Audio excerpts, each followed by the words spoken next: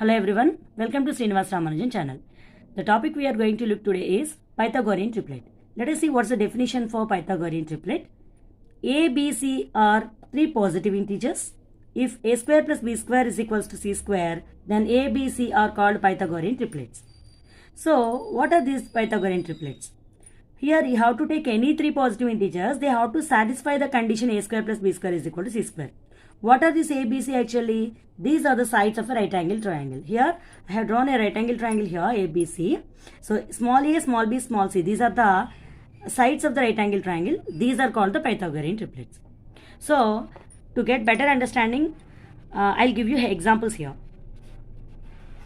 3, 4, 5, 5, 12, 13, 7, 24, 25, etc. So many are there Pythagorean triplets. So I'll explain you one example here. 5, 12, 13. I'll take this. First of all, the condition is a square plus b square is equals to c square. So 5 square plus 12 square is equals to 13 square. Let us see whether it is true or false. 5 square is 25. 12 square is 144. 13 square, 13 13s are 169.